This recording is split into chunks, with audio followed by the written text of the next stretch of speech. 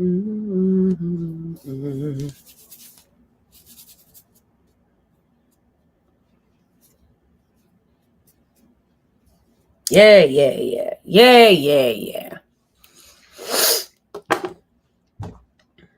I should have grabbed my water. Hello. Hey, YouTube fam. How's everyone doing? Okay.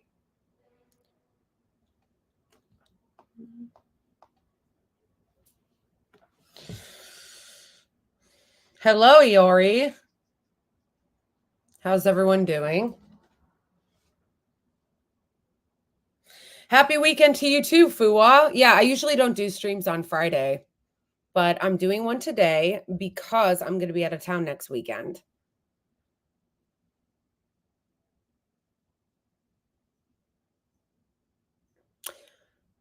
Yes, Germ, but thankfully they fixed it.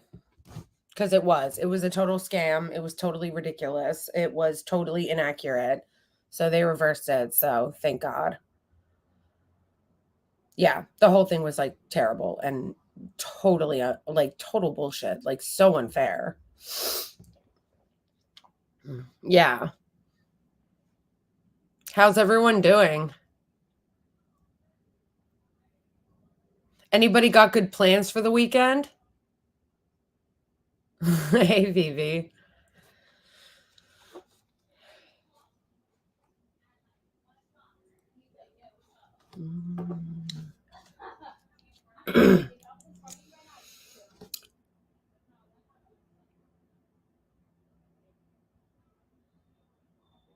Did you guys see?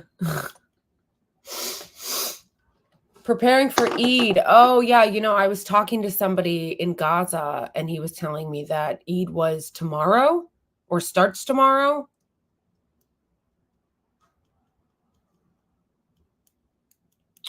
Oh, that sucks, Germ. Going back to work after vacation sucks.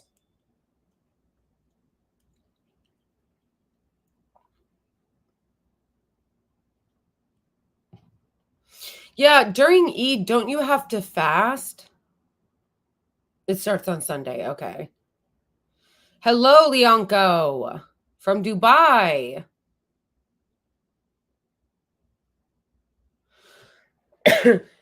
Mohammed, everything that's happening in North Gaza is being ignored by the media. In fact, everything that's happening in Gaza to begin with is being ignored by the media.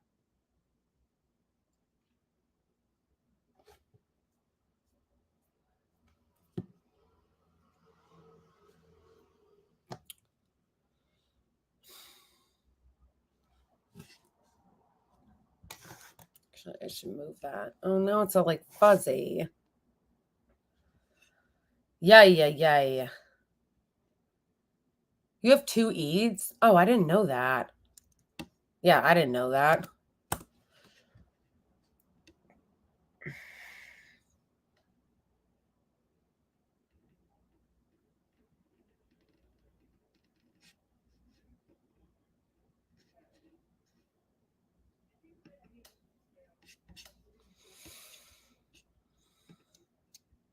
Hey, everybody. Oh, okay. I guess that makes sense.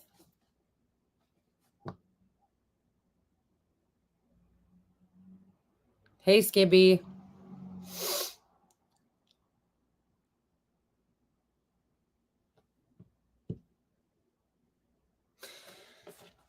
Yeah, when I repost this, I'm obviously going to cut out like all the space or whatever, but you know, I like to give a minute for people to come in and to say hi to everyone. Oh, I have to show you guys something that I got last night. Something good.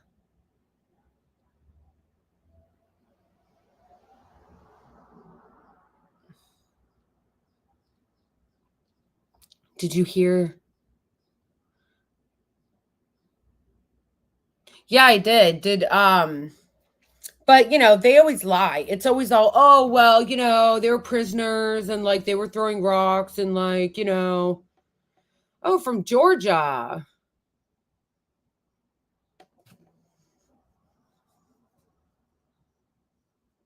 Hold on. Sorry, I forgot to get my water, guys. Hold on 1 second.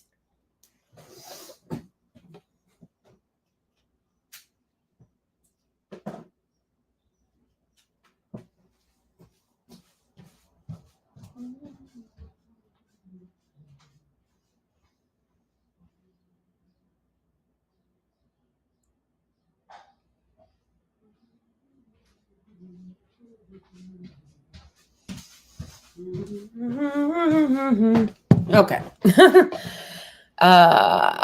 Germ, I saw Blakely on Francesca Fiorentini's show a couple weeks ago. Oh, good. I'm glad you got to see that. Yeah, I haven't been invited on anyone's show lately. Haven't been invited lately. You know whose show I want to get invited on? I don't know if any of you guys are members of the Majority Report, but you know how Majority Report has IMs? Like people who are members of the Majority Report can like IM them. So if any of you guys are members of the Majority Report and you have access to their IMs, IM them and tell them to bring me on. Hey, Absalom.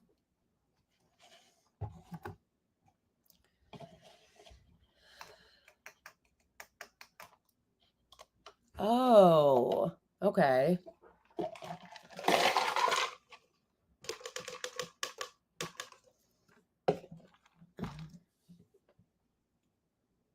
I know, Leonco. I really want to go on Piers Morgan's show. I do. I do. If it ever happens, you should do Thursday on the Majority Report. Well, Theater of the Absurd, they got to invite me on. That's why I'm saying if any of you guys are members of the Majority Report, you should go into their IMs and IM them and tell them to have me on. Okay, but if I do ever get invited on Piers Morgan's show, I am going to take that meme that girl made, the Piers Morgan one, the "But do you condemn Hamas?" and I'm going to turn it into a shirt and wear it on his show if I ever get to. Have someone talk about Ukraine. Yeah, you're right, Vivi. That would be fun.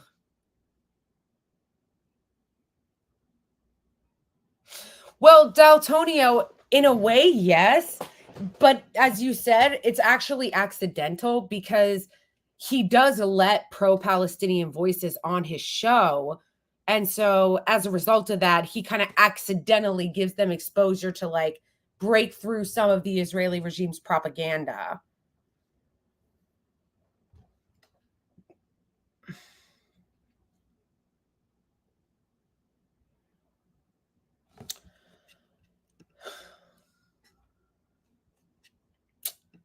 Why do I...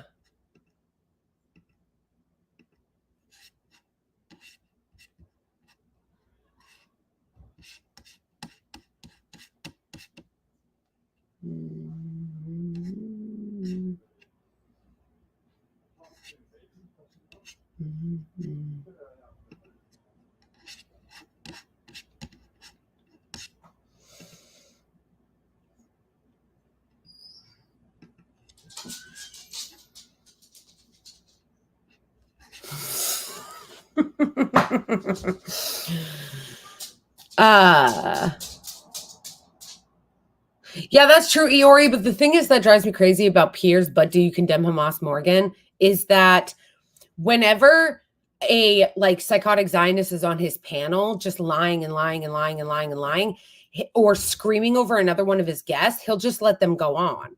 But then, like, if a pro-Palestinian guest is on, then he'll just be all, yeah, but do you condemn Hamas? Do you condemn Hamas? Do you condemn Hamas? And he'll just keep talking over them over and over and over again. But then when like a psychotic Zionist is lying, he'll let them finish.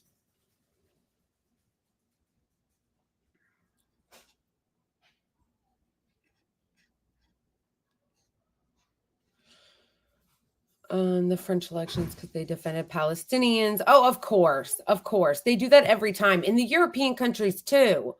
Because they did that whole smear campaign to what is his name? The Labor Leader Party, Jeremy Corbyn.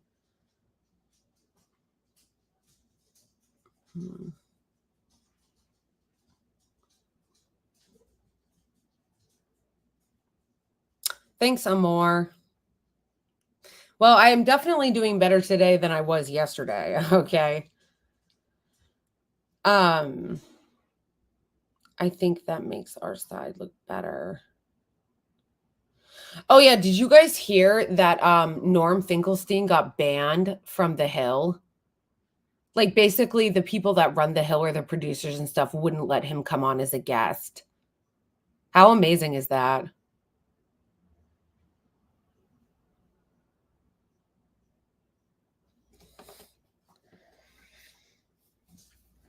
Yeah. I mean, it's honestly not that surprising because they fired Katie Halper and they fired Brianna Joy Gray. I think we talked about that, the firing of Brianna Joy Gray because she rolled her eyes when the guest was doing the atrocity propaganda hoaxes. Yeah, theater the absurd is going down fast. Yeah, I know. A lot of people unsubscribe from The Hill, including me, because I used to subscribe to it.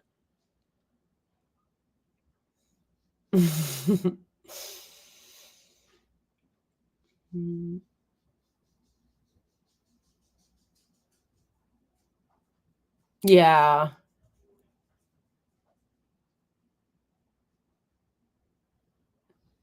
Yeah, for real, Mohammed. Like for real. Walking back, it's are we talking about the US walking back its ceasefire? Yes, we should talk about that. We should. Because that was so embarrassing. The US is so embarrassing. This cabinet is so embarrassing. The State Department is so embarrassing. Biden is so embarrassing. They keep being like, yeah, we're really trying to like set a red line. And then Netanyahu crosses it. And we're like, oh, JK, I guess it wasn't a red line. And then we're like, yeah, we're working on a ceasefire deal. And then Israel is like, no, we're not. And then the US is like, oh, okay.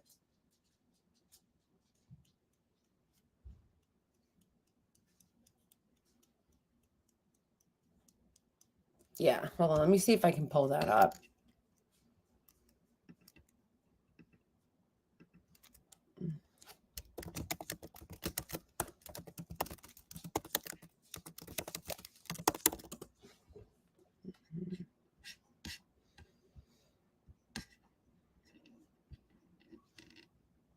Actually, this is a great article to go over with it. I know, right? Amor, they should be. They should be. If they had the capacity for shame and embarrassment, they would.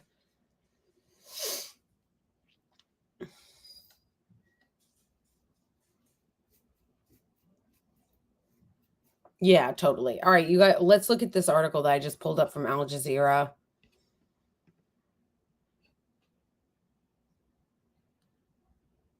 Vivi, that did pass the House. It hasn't moved through the Senate yet.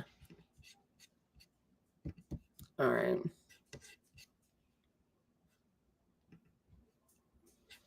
All right, there's an article that was published yesterday called Unpacking Blinken's Lies on the Gaza Ceasefire Negotiations. All right. So this kind of goes over it a little bit. After the U.S. Secretary of State misleading the press, that's my dog. After the U.S. Secretary of State's misleading press conference on Wednesday in Doha, there is a need to correct the record. So embarrassing. So embarrassing.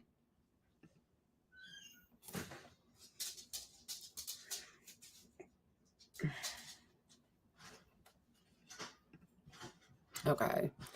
During a Wednesday press conference in Doha, U.S. Secretary of State Antony Blinken was less than honest, that's one way to put it, about a United States proposed Gaza ceasefire deal.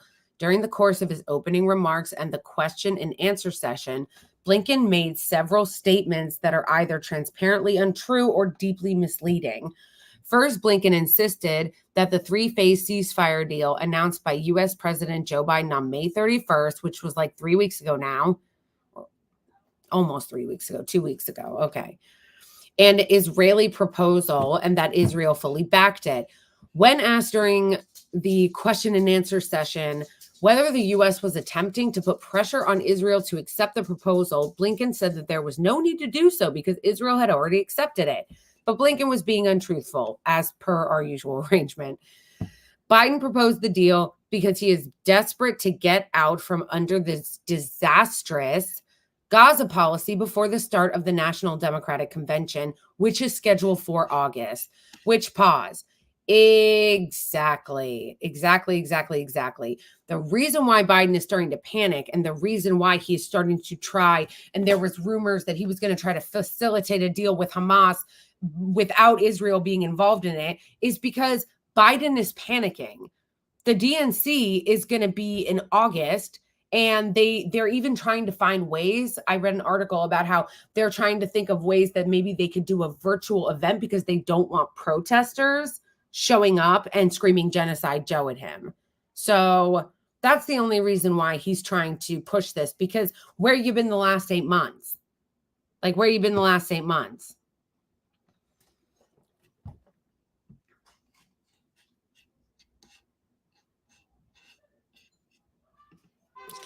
Biden's proclamation that it was the Israeli proposal is simply not true. Low key, I feel like we don't talk about enough just in general what a liar Biden is. Like, Biden lies all the time. Like, he's not as like comical of a liar as Trump. He's not as much of a liar as Trump, obviously, but like he does lie. And sometimes he tells absurd lies.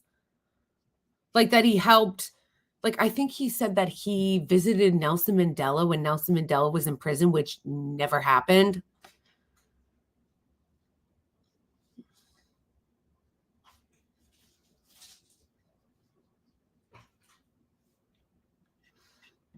Germ not keeping up with his husbandly duties. Listen, bro, my husband's husbandly duties is to just go to work. I have to do everything else. I'm a trad wife in that sense. I take care of the dogs. Oh, and to take the trash out. I make him take the trash out.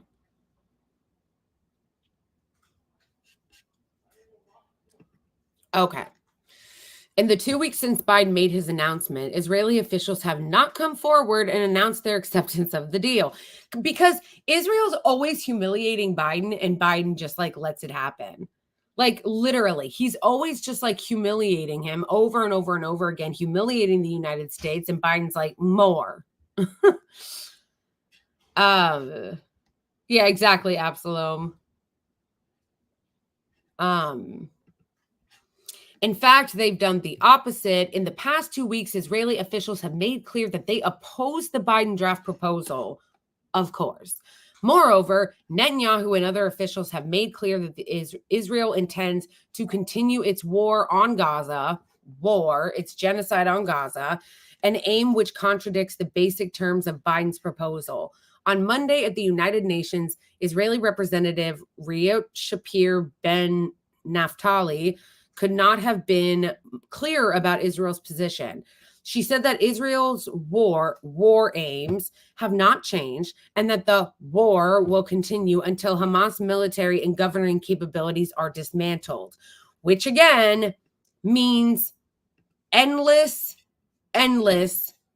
more bloodshed and just continuing the genocide in Gaza, because there is no such thing as ending Hamas's capabilities and dismantling them. That's not a thing. It never was a thing. You're not going to, like, remember when we said in the US that we were going to dismantle Al-Qaeda and the Taliban? How'd that work? Oh, right. It didn't work. It didn't work at all. Hamas is literally, I'm pretty sure, I don't know exactly what it is, but I'm pretty sure that that Hamas is an acronym, and it's like the Islamic Resistance Movement. Resistance, which is under international law, legal for them to resist because they are an occupied people. The Palestinians are an occupied people. International law recognizes this. So long as there is an occupation, there will be Hamas. Whether or not they call themselves Hamas, they could come in a new iteration and call themselves something else. But so long as you have this occupation, they are going to exist. So when they say, oh, well, we're just going to keep going until we dismantle Hamas, that is a purposeful, unrealistic claim.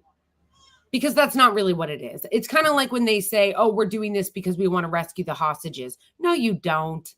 No, you don't.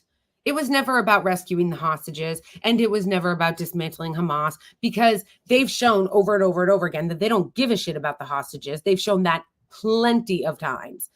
But on top of that, they know that they're not going to dismantle Hamas. They know that. They're just saying that because they want to continue their destruction of Gaza. So let's just be clear about that. She also said that Israel would not engage in meaningless and endless negotiations about a permanent ceasefire. So what is she saying? She's telling Biden to fuck off? Like, is that what that is? Like, fuck off, Biden. We're not even engaging in this anymore. Like, it's kind of what she's saying. Israel's public position has caused a former top Israeli diplomat, Alan Liel, to proclaim that Israel has definitely not accepted the proposal submitted by the Americans. I just feel like at this point, if they're going to try to be all cute and be like, we're not accepting their proposal, that we should be able to stop giving them money.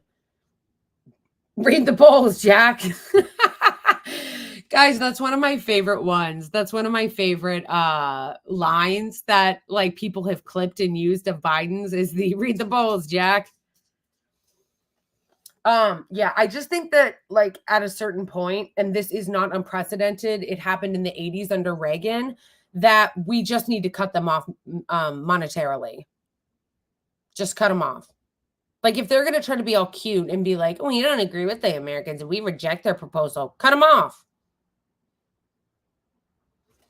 That's what we should do. Oh my gosh, it's so absurd. It's so absurd. I don't know about you guys, but I think it's embarrassing that Biden just continues to get dog walked by Netanyahu. Drinking my coffee. They have a humiliation fetish. It was... Okay. Where was I? Indeed, Israel continues to say that it's pursuing total victory. It has sought since the start of the genocide. Although Israel claims total victory involves the elimination of Hamas, a more realistic interpretation is that Israel seeks the complete destruction of Gaza and the forced transfer of Palestinians there to Egypt and or Jordan, which actually, if you listen to anything that they say, many of them have admitted that. Okay? Like, actually, I keep meaning to do this and I haven't yet. I want to put like a thread on Twitter where I ask people to put screenshots of statements that the Israeli government officials have made about their actual plans, like genocidal statements that they've made. I want to start a thread on that on Twitter to be like, if you have screenshots, whatever screenshot you can think of, whatever quote you can think of, whatever statement from one of the officials in the cabinet you can think of, put it in the thread, even if they're not officials, even if they're just, you know, politicians or whatever, or even like media people, put it in the thread, because I want to compile a thread and put all the genocidal statements that they've made, as well as their real goals, Because again, as this article correctly states out, the goal was never to eliminate Hamas. That was never the goal. The goal was always to ethnically cleanse and genocide the Palestinian people and to get them out of Gaza, displace them into Egypt and to Jordan so that they could take the rest of their land. And on top of that, they also want to do it to the West Bank. I'm not sure how many of you have heard this story, but it has come out, it's been reported that Miriam Adelson, who is the wife of the late Sheldon Adelson, who gave Trump $100 million in 2016 so that he would move the embassy to Jerusalem and recognize the Golan Heights. One of the things that he's going to be considering, if he can get the money from Miriam Adelson, is to completely annex the occupied West Bank. That's the goal. Okay? So enough with this. We're just trying to rid them of Hamas. No, you're not. And that was never the goal. So let's just be real about that. Okay. In any case, what is clear is that Israel has no intention of honoring phase 2 of Biden's agreement, which calls for a permanent end to fighting. Here the devil is in the details. The wording in Biden's proposal gives Israel a way out after phase 1. The Biden proposal stipulates that phase 2 can only be reached upon Israel's agreement at the end of phase 1. If Israel doesn't agree to move phase 2 and choose to end negotiations, then the ceasefire is off. But as Israeli officials have made clear, Israel hasn't agreed even to these very watered down ceasefire terms. Blinken's second lie pertains to Hamas and its position on the proposal. During the press conference, Blinken indicated that Biden's proposal was virtually identical to the deal that Hamas proposed on May 6th. Blinken went on to blame Hamas for being insincere and continuing to try to change the terms, including terms Hamas had previously accepted. But all of that is untrue. First, Hamas's May 6 proposal was quite different from Biden's proposal. It did not give Israel wiggle room to easily exit the agreement after phase 1. Also, and importantly, the Hamas proposal called for an end to Israel's illegal, suffocating blockade on the Gaza Strip. Blinken said that Hamas had proposed numerous changes to Biden's proposal. Yeah, and that's another thing that they love to ignore, okay? They love to ignore the occupation. Like, they just don't want to talk about it. They don't want to talk about the occupation. I was watching one of the interviews that Piers But Hamas Morgan was doing, and they always say, they have these two lines that they always use, the Zionists. They'll be like, tell Hamas to put down their arms and the war is over. What? Like, they always pretend that this is about anti-Semitism rather than what it's actually about, which is occupation and land theft and ethnic cleansing.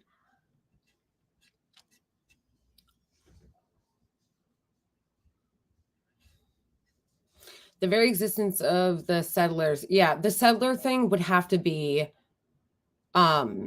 a totally, like, a whole long video, probably an entire separate stream, because some of the insanity that has happened in the occupied West Bank just from the settlers would take hours to go over.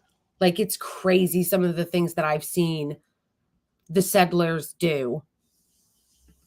Also, the settlers hate Christians, which I didn't know. I didn't used to know that. And as a Christian, okay, I find it very offensive that settlers will beat Christians, spit on Christians, and like, even visitors, tourists, let alone all the Palestinian Christians in the occupied West Bank that they will harass. Yeah, I never knew that. Like, I didn't know that.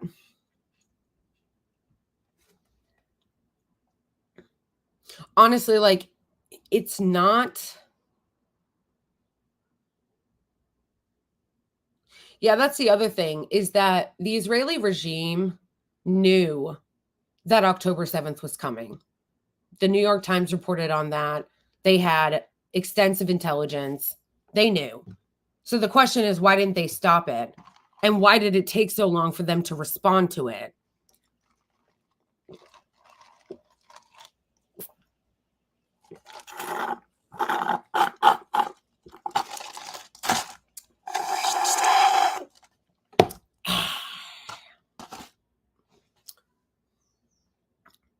And the Greek Orthodox Greeks and the Armenians, which, yes, correct. Okay. I just sucked down my coffee. Let's see. I have gotten a little bit better at making my espresso, guys. A little bit better at making my espresso. I was very bad at it. Okay. All Hamas did, however, was attempt to move things closer toward its May 6th proposal, which would lead to an actual end to the war. One significant change that Hamas did introduce, an Israeli troop withdrawal, was necessitated by Israel's taking over of the Philadelphia corridor on May 30th. This is an important fact that Blinken conveniently decided to omit. Third, Blinken said the whole world supports the proposal and that Hamas is the only entity to avoid getting behind it. which is highly misleading. Over the past several months, the US and Israel have rejected and obstructed several serious ceasefire proposals, all of which have been backed by Hamas and the global community. Yeah, do they think that we haven't been here this whole time? Do they think that we haven't been here this whole time? Like, over the last 8 months, we have seen the amount of ceasefire proposals that Hamas has brought forth. And we have seen the amount of proposals that the UN has brought forth. The UN has done so many ceasefire proposals that Hamas agreed to that it was the United States that protected Israel when they were blocking it. So get out of here. That is just a lie.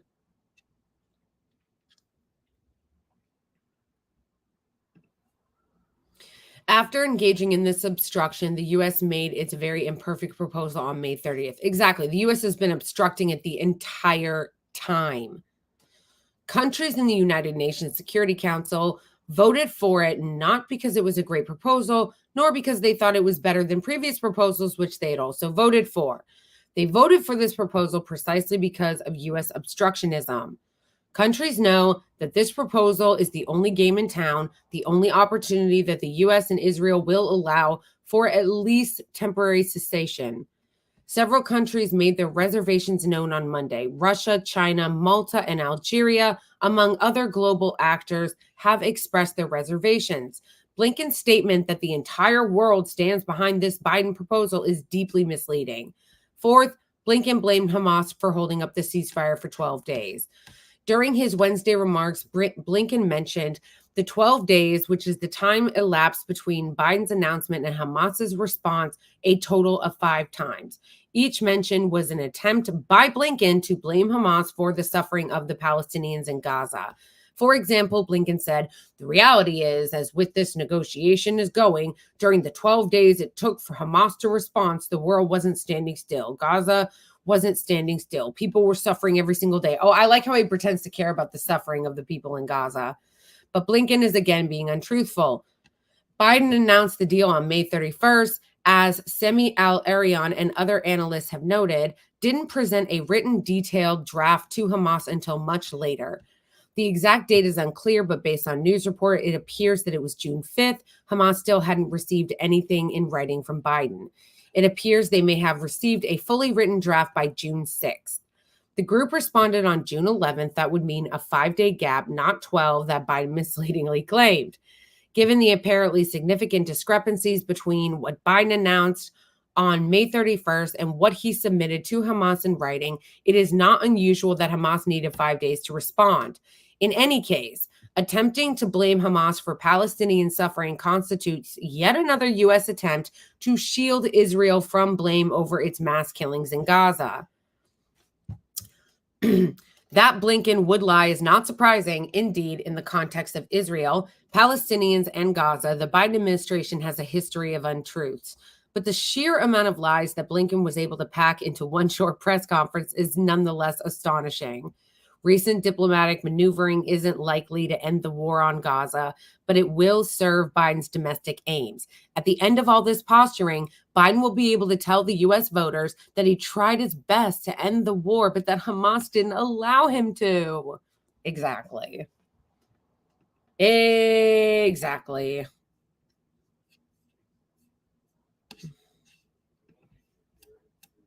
What a joke.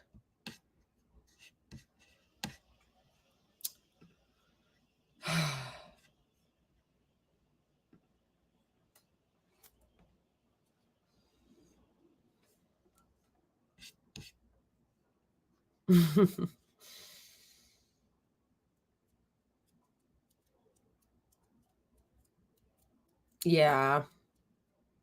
No, I know, you're right. We're not the target audience. The target audience is just like uninformed voters, basically. Or, people that don't vote. Like they want to spin it so that they can try to make it like, oh, he really tried, like they were really trying. I didn't realize that I hadn't had my computer plugged in this entire time. Ooh, Damn, that just got brighter. Yeah. So that's the story with that.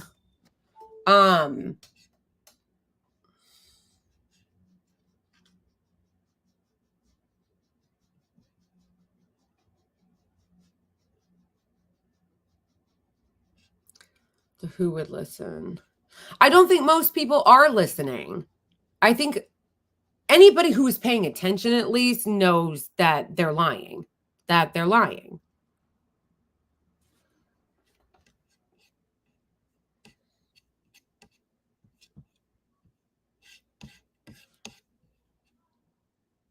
All right. The other thing I want to show you guys that's really, really funny that I saw on Twitter.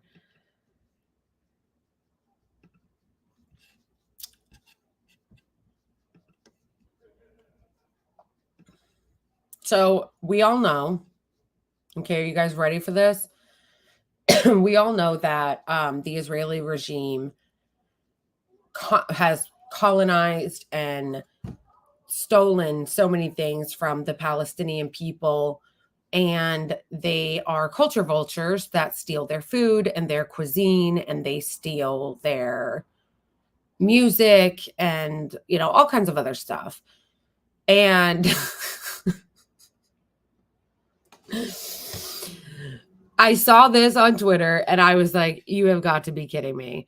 So in the latest culture vulture attempt to steal more of their culture, I present to you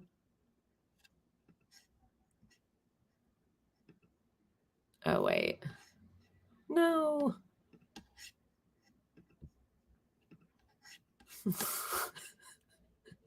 Semitic kafiyas. That's amazing.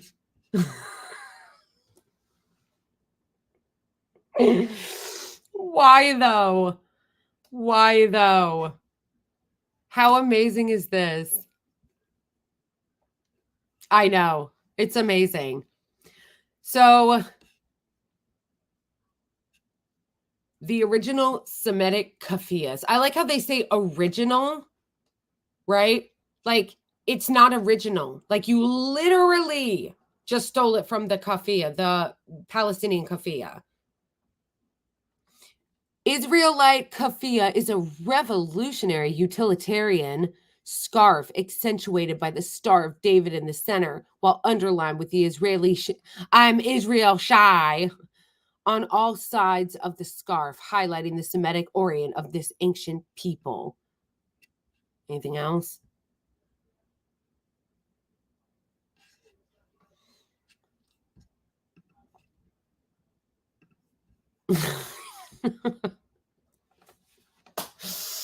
I know. I was laughing when I saw it. It's just really funny. It's just really funny. Like literally stealing everything, including their symbol of resistance. Like, which is kind of funny because wasn't it what's his name?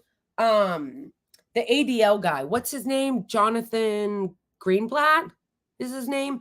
Wasn't it Jonathan Greenblatt that literally said that the kofia should be banned?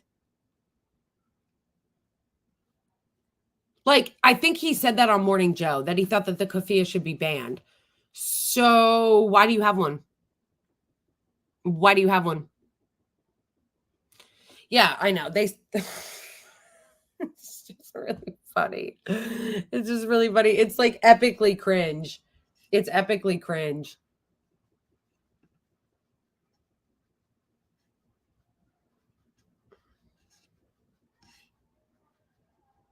Yeah. It's just it's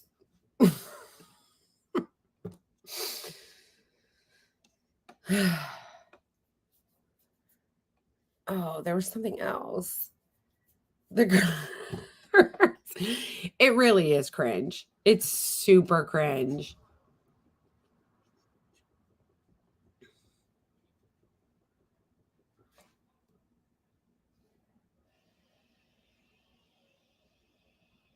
Oh, I didn't know that about Hebrew.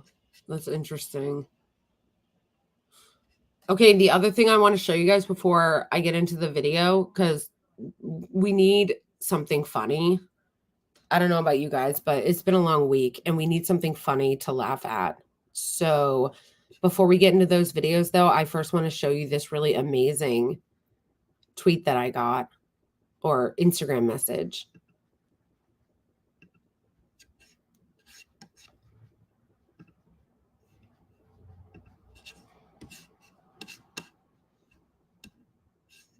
Wait. The revolution will not be monetized.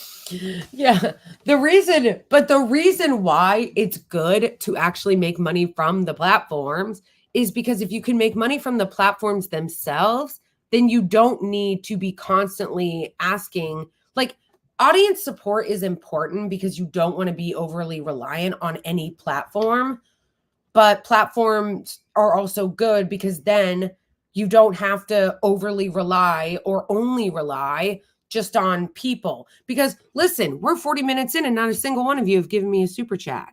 Not a single one. That's why it's like good. It's not 100% necessary, but it's good to be monetized through any of these platforms so that when your audience is not sending you super chats, you can hopefully still make money. But obviously, regardless, I think that having audience support is really important because it will insulate you more from censorship. If you have more support from your audience, or you have members in your audience, that it insulates you more from being censored. Okay, I wanted to show you guys this. We are going to do some humor, David, because I saw a funny video. I have a keffiyeh and my keffiyeh is beautiful. I got it from a Palestinian owned shop, but at first I wanted to show you guys this video, or I mean photo.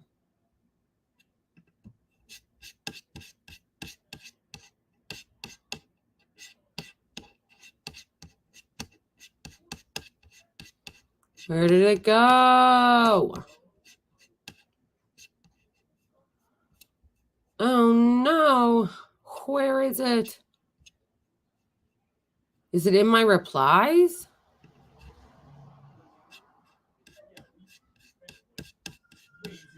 Sometimes they'll put my post in replies even if I'm not replying to anything.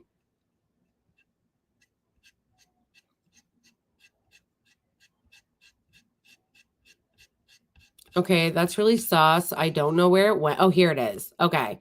Do you guys see this?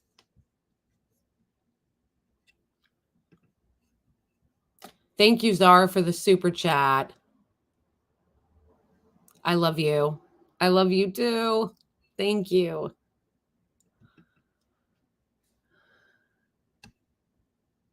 Oh, thank you, Zara, for yes, thank you, Zara. Fixing the way my name is spelled. Correct. Which, speaking of which, and I appreciate your super chat. Thank you. Do you guys see this sign? Tell me you see it. It says Blakely, and they spelled my name right. Like, most Americans don't spell my name right. They said, Blakely, thank you for your continued support for us in Gaza. This was sent to me by Palestinians in the Gaza Strip right now. How amazing is that? It was so amazing. It was so moving. So beautiful. These sweet, precious boys. It really made my day. Vivi, thank you very much for the super chat. I appreciate you. I appreciate you all. You can also become members at my Ko-Fi. Did I miss something? Yes, AJ, I did, but it was very traumatizing. It was very traumatizing. Because the thing is that it was like so ridiculous. But I was telling people this yesterday for those who didn't hear. I want to start an email list so that if something like, if anything, like I have access to you guys, because that was so ridiculous and insane. Like, it was insane. It never should have happened. It was so crazy. Like, completely took it down. because they said that vaguely. They don't explain it. They didn't explain why. And I rewatched my whole live stream to see if I could catch anything. I'm like, maybe I did say something that was like out of pocket or something. Like maybe I did. No, I didn't. And I literally watched the 3-hour stream again. They said that I was promoting violent extremism. What? Literally the opposite. This is what I mean when I say sometimes I feel like we live in an upside down world. Me calling out the regime, the Israeli regime, for their atrocities against the Palestinian people. How is that promoting? That's literally the opposite. What the regime is doing is promoting violent extremism. They do it all the time. They brag about it. They put it on their social media. They do dances around it. You want to talk about promoting violent extremism? How about the actual official Israeli account? Okay? They tried to delete it, but we know what was up.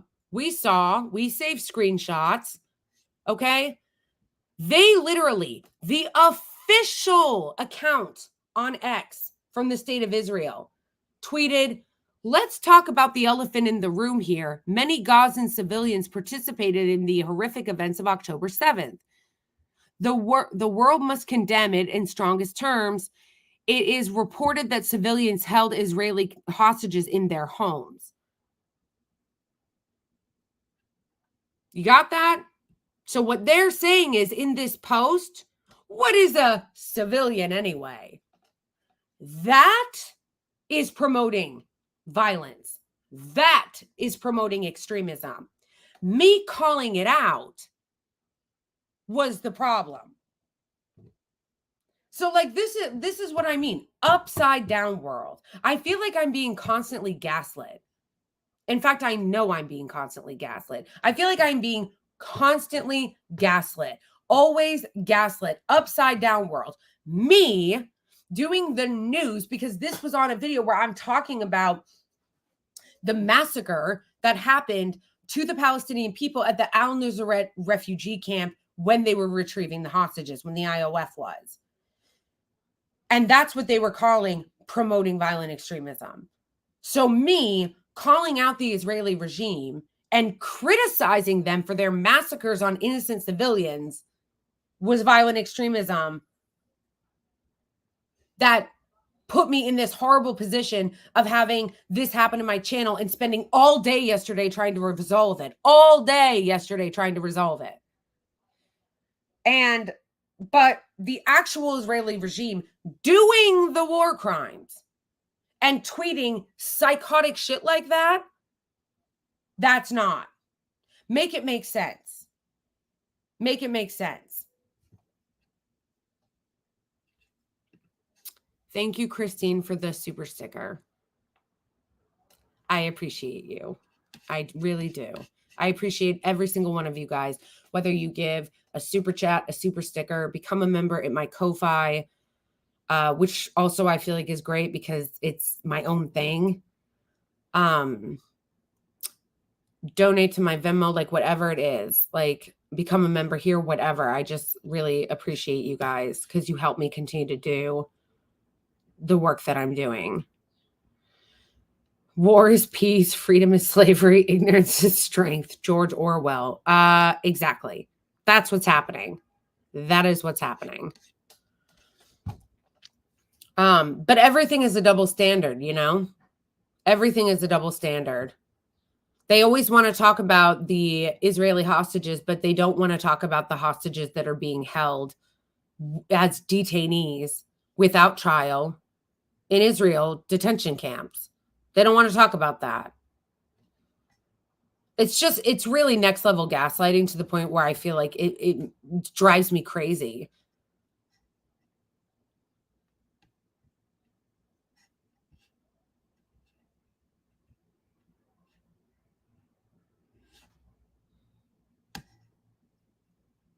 Yeah, it is. The Zionists on TikTok, their TikTok is some of the most vile shit I've ever seen. Yeah, it really is. I posted a TikTok about that earlier, and I put it on my ex that like if you wanted me to not think that you were psychotic and genocidal and evil, maybe stop posting it on social media.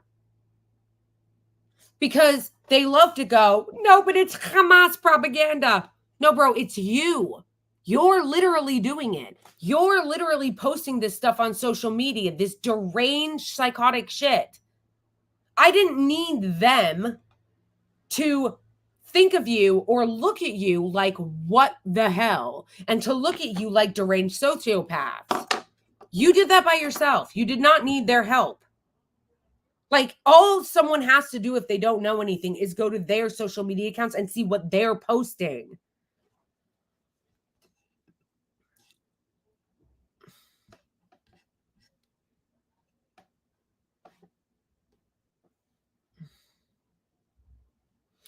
Gangrene thumb. If somebody reports violence, nudity, etc., blah, blah, blah, YouTube doesn't actually watch it. They apply penalties without confirmation. Yes, that's true. That does happen. A lot of the systems are automated. But when I first appealed it, which tells me it wasn't a person, even though they say it will go under human review, it was like immediately rejected within 5 or 6 minutes when the stream is 3 hours. The stream was 3 hours. And with 5 or 6 minutes, it was initially rejected. That's what was so absurd about it. And again, like, what they were accusing me of was insane. Was like insane.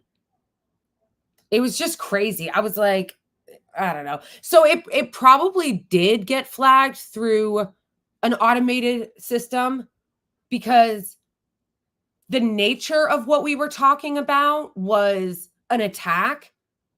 But the thing that didn't make sense to me about it, that was so absurd and so insane, was that I understand it getting flagged initially, but then it should have been reviewed and immediately restored because it didn't do anything they were saying it did. It didn't violate the community guidelines that they were claiming it violated, not even close.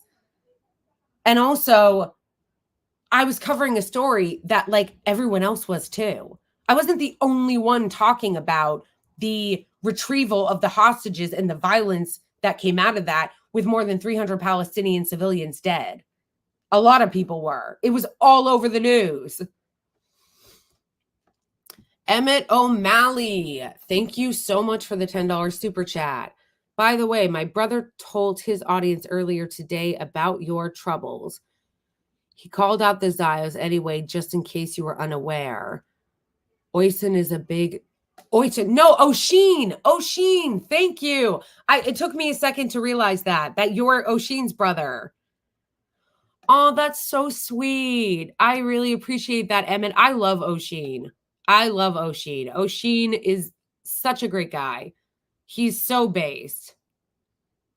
I love him. That was really kind of him to do that.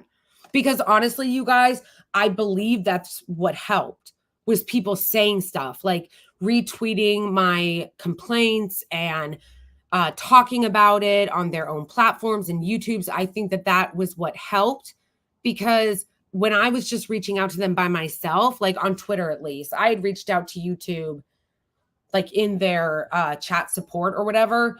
But I think one of the things that helped was people like Oshin saying something about it on their YouTubes, retweeting my complaints about it. Bassem Youssef, who I absolutely love. He's hilarious. He's an amazing comedian, great ally of the Palestinians. He retweeted it and called out what was happening because it was just insanity. Literally, like, there was absolutely no reason for it. And it was incredibly unfair because I have not only done anything of the sort, but I don't lie. I don't spread misinformation. Every single thing that I have said on this channel is 100% true and accurate. Reporting the news, talking about the reality on the ground in Gaza, talking about our foreign policy, what we do, our involvement with the Israeli regime, what the Israeli regime does, and what they carry out. Nothing non-factual. So, and never have I promoted anything even close to violence or extremism.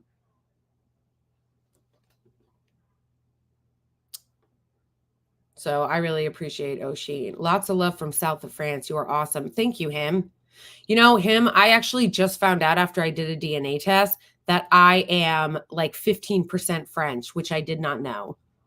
I knew I was Irish, and that was not a surprise when my DNA test came back that I was mostly Irish and I think some Scottish, but that I had some French in me, which I did not know. I was like, and that was the other thing that just like obviously also made me really angry and upset about what happened with the YouTube thing, because it was literally last week when Laura Loomer, who is a lunatic, went on Tim Pool's show and was calling for violence. Tim Pool has a huge channel, a huge monetized channel. And nothing happened to his channel when she straight up went on his show and called for violence. I have never done anything like that. Never done anything of the sort. Not even close. I've talked about the news and my views on the news. There is like the idea to me, which again comes back to the gaslighting, the idea that me talking about the news in a very factual way, reading news articles, sharing with you guys videos that other YouTubers have made or other mainstream media outlets have made, sharing that information with you guys and showing those videos that were already on YouTube because all the sources that I use were also already on YouTube. The fact that that would be considered in any shape or form like promoting violent extremism is just insane. It's insane, especially since, like I said, it's upside down world because the IOF is violent extremism. What is happening to the Palestinians is violent extremism. Me calling that out, like upside down world, because what the IOF and what the Israeli regime has done to Gaza has been violent extremism. But then me talking about that and calling that out was somehow flagged as that. Again, make it make sense. But again, it's just like absurd too, because it doesn't, it's absurd too, because I think that, like I said, one of the things that was so absurd to me about it was the fact that I kind of could even get into and understand why they flagged it in the first place, because the nature of what we're talking about is sensitive news. So like, obviously you don't want kids to see it, but I always check that on it whenever I post a video. I always put, this is not for kids. So I understand it getting like randomly flagged for whatever reason by their AI systems. What I didn't understand was when I appealed it and they immediately rejected it. Like, that was not okay. That was not okay. They should have restored it the minute I appealed it. And instead, I had to go through an incredible amount of stress and be all up in their comments all day trying to get a hold of another person. All day, literally all day. I was there all day trying to get a hold of another person because I knew that what had happened was absurd. And I knew that what had happened was ridiculous. So I'm trying to get a hold of a person, spending all day doing it. It's ridiculous. Thank you, AJ, for the $5 super chat, or five. Is CA Canadian? Is that what CA is? Montreal Muslim. Oh, yes. If I would have read it, if I would have just read it. Montreal Muslim, found you on YouTube through Katie Halper. Both your short and long form videos. Please keep speaking blatantly. Thank you. Spelled my name right too. You guys have been on it with spelling my name right today. I admire your wit and humor and honesty. Thank you. Thank you. But you know what? What you love, my wit and honesty and humor, is what pisses a lot of people off. My wit, my honesty, my humor, and my conviction makes a lot of people really mad. They don't like it. They don't like it.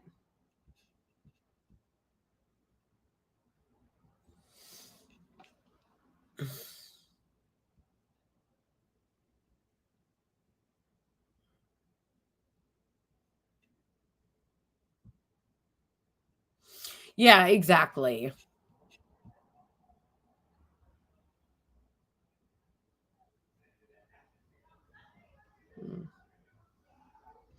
Gotta go deliver a couch. All right, Sid Kid. Thanks for joining. See you later.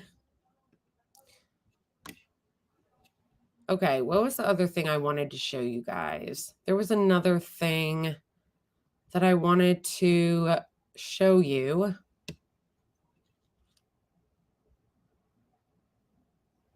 Oh yeah, I saw that, Absalom. That Brianna Joy Gray, who had been fired from the Hill in case people didn't know, had shared a post on X of all these bots trying to get her kicked off of Patreon. Like it was like a legit bot farm.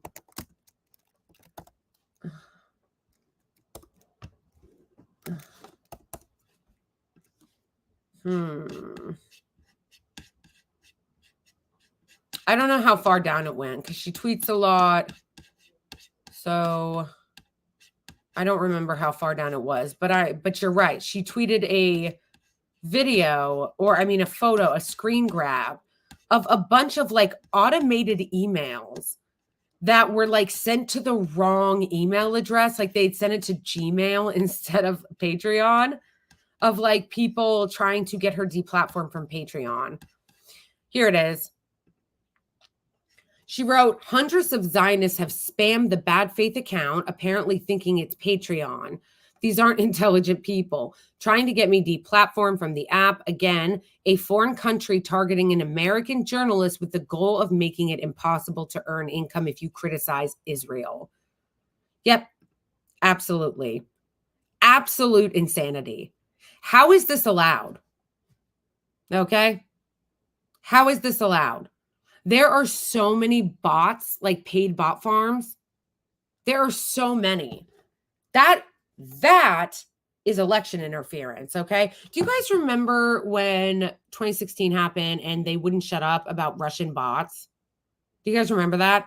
It was non-stop Russian bot talk.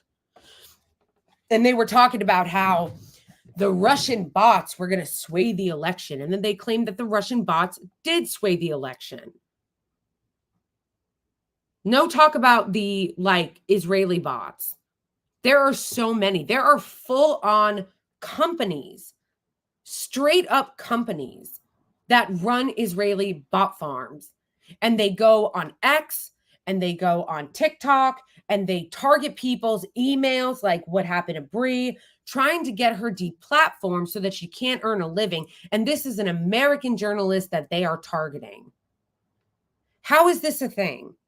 Why are foreign governments allowed to come in? And again, we understand this when it came to Russia, right? When it came to Russia, it was all Russia, Russia, Russia, Russia, Russia, Russia, Russia, Russia, Russia, Russia.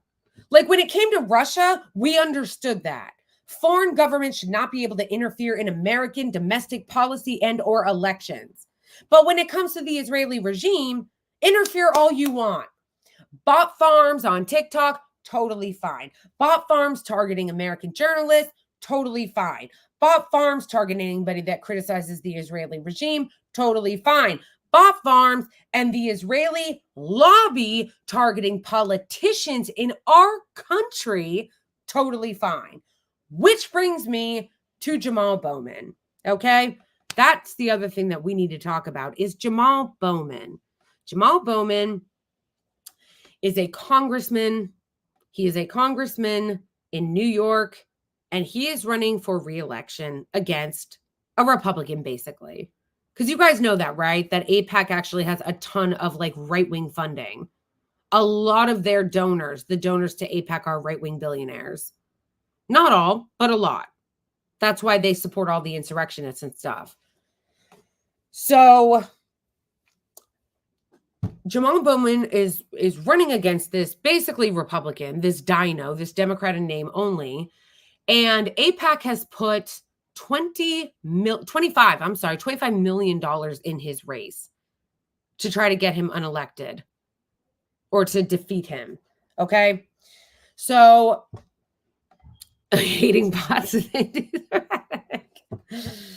Dems have a lot of Zao billionaires too. That is true, but I'm talking specifically about AIPAC. A lot of their funding comes from right-wing billionaires. And I only point that out not to let the Democrats off the hook. No. I know that the Democrats are involved in this. People like fucking, what is his name? There's a lot of like Democrats that are involved in this too. But I say right-wing billionaires because Democrats who claim to care about democracy and be opposed to the right-wing fascists, why are they accepting money from AIPAC? Why? They should be rejecting it. It should be a Democratic litmus test. I'm sure a lot of you will remember that a lot of Democrats, or at least my US supporters and viewers, will remember that AIPAC or the NRA used to donate to a lot of Democrats. It used to be a bipartisan thing that people would take money from the NRA.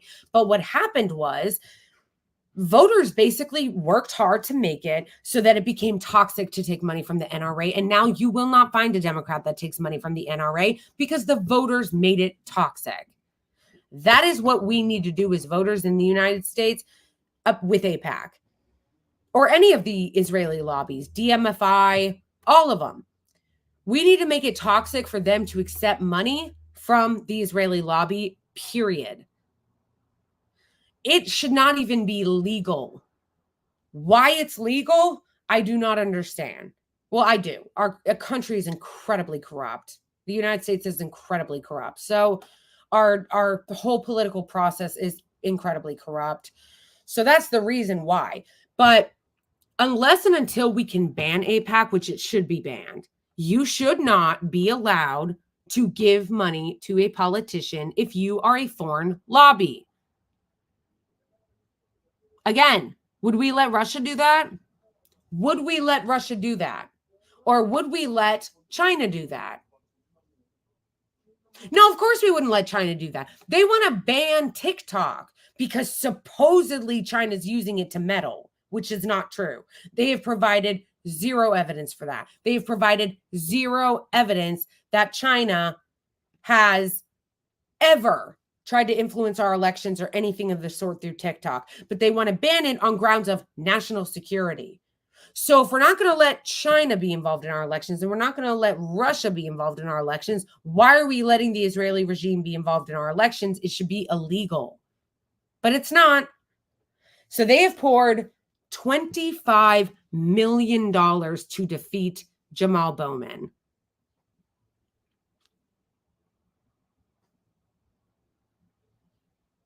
Yeah, Theater of the Absurd.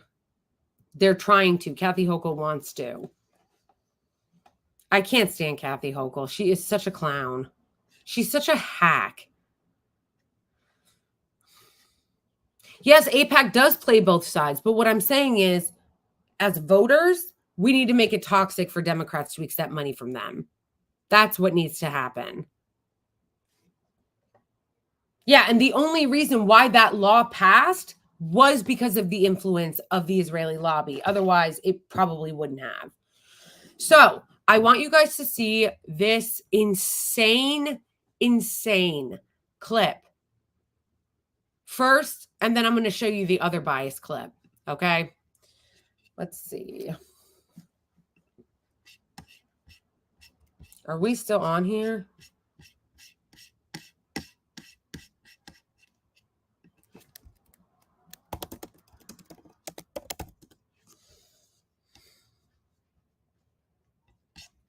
Oh, and Hillary Clinton endorsed his opponent. Hillary Clinton endorsed, did I save it in my bookmarks? Hillary Clinton endorsed Latimer. Yeah, I did. Okay. All right, you guys, I'm going to let this play while I pee because I are buying our democracy. The reason why the wealthy, and particularly for my opponent's campaign, billionaire Republicans are buying our democracy. The reason why our democracy doesn't work for working class people and the majority of the American people is because of big money in politics. He is running a big money campaign. They're spending more money in this race to get me out than they have ever spent in their history, meaning AIPAC. More money than they have ever spent in their history. Sounds like a dog whistle. It's a one issue special interest. Their issue, according to Politico, is Israel. Correct. Yeah, so let me, I think I still had time on the clock. Yeah. Good. So their one issue is Israel, not Mount Vernon, not the Bronx, not New Rochelle, not Portchester, not White Plains, not Tuckahoe, Israel. And they recruited him to run against me. And they're spending more money in this race than they have ever spent in their history. Why?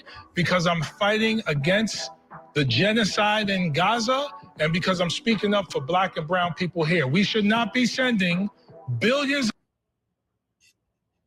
of dollars to another country to commit genocide 30 seconds. while we are struggling to live day to day right here in this district. True.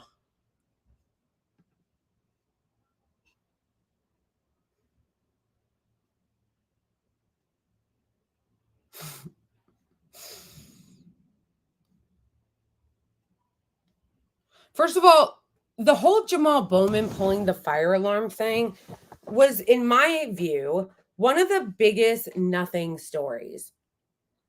It was such a stupid story. Who cares? Who cares? Even if he did. He says he didn't, but even if he did, I don't care. I just love that Hillary Clinton always commits to being on the wrong side. Always commits to being on the wrong side. Because how, I hope that her endorsement is the kiss of death too. Because she endorsed Eliot Engel, who was the congressman who held that seat before in the 16th district, before Jamal Bowman did. And Hillary Clinton and Andrew Cuomo endorsed Eliot Engel, and then he lost. So I'm just hoping that Hillary Clinton, since she is always on the wrong side of everything, and she does usually have a kiss of death endorsement, I hope that that hurts him. Yeah, Hillary Clinton is literally like the worst. Like, I am literally begging you to go away. Please go away. For the love of God, go away. If the Democrats actually cared about the party, they would make her go away. They would ask her to just buzz off. Because all she does is hurt Democrats. She just makes people think, oh, right, that's who Democrats are. I don't want to support them. Yeah, exactly. It should be disqualifying. Okay. Okay. So, and listen, I'm not like even a huge fan of Jamal Bowman. I feel like in ways he's been disappointing because I knew who Jamal Bowman was before he won, before a lot of people knew who he was. I went to one of his rallies. So, I mean, it was kind of a rally. It was like a speech that was like in Manhattan and stuff, but whatever. That he did with the Young Turks.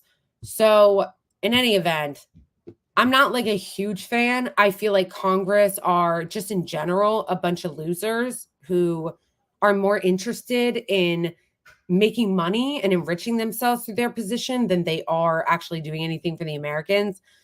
But the institution of our Congress has become so thoroughly corrupt that it makes it really hard. Even if, let's say, you go in there and you are an honest person and you are trying to do the right thing, it makes it really hard because all of the incentives in our Congress is to be garbage. Our Congress is so corrupt. All the incentives are to be terrible. They're not incentivized to do the right thing. So in any event, the point is that if you're a voter, let's say, here in the United States, you don't have to be a huge fan of Bowman to want this guy to lose. Because I said the same thing. I don't know how many of you guys saw my video I did about Thomas Massie, but I said the same thing about Thomas Massie, who is a Republican. I was glad he won because it was beating AIPAC. AIPAC put a ton of money into his race. They were trying to defeat him and they lost. And I feel the same way about this. They have put $25 million into this basic Republican in order to try to defeat Jamal Bowman. So if Jamal Bowman wins, and I hope he does, that'll be a good thing. Because the way I'm looking at it is, if Jamal Bowman wins, it is pushing back on AIPAC. He is pushing back on AIPAC. And we do not have enough lawmakers in our Congress that don't take money from them. Jamal Bowman is one of just a small handful of Congress people that don't take money from AIPAC. So again, you don't have to be a big fan of Jamal Bowman. You don't have to be a big fan of any of our Congress members. But here's how I'm looking at it. You don't have to be a big fan of any of our Congress members, but who would I rather have in that seat? Jamal Bowman, who doesn't take AIPAC money, or this clown who does take AIPAC money and will do every single thing that the regime wants him to do because they're going to want a return on their investment. Which one would I rather have? And again, voters should be working to make it toxic to take it. We need to get to a place like we were with the NRA, where it makes it very unpopular if you are a Democrat to accept money from AIPAC. It needs to be super toxic. All right, this is what I wanted to show you because this is what people are up against.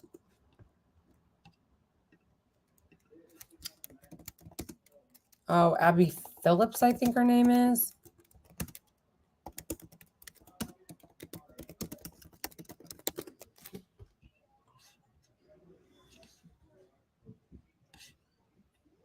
Oh, it's this one. You know, They AIPAC have the unfortunately has original? shown itself to be a racist organization, an organization that's supporting the genocide in Gaza right now. Whoa, those are strong comments by Representative Jamal Bowman against one of the strongest lobbies in the country, AIPAC. That's the American Israel Public. Tell Cenk to invite me onto the Young Turks. Wait. Was this it? No.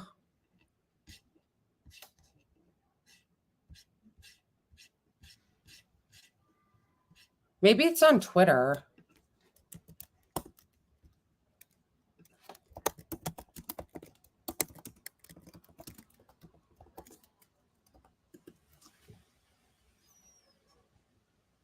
I think it's 2.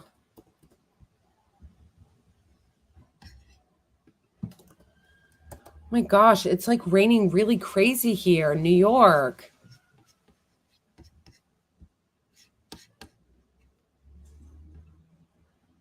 O'Day! Hey, O'Day. I'm glad to see you. Thank you for the super chat. Had some unfinished business to take care of. Anyway, what are we talking about today? Thank you so much for the super chat.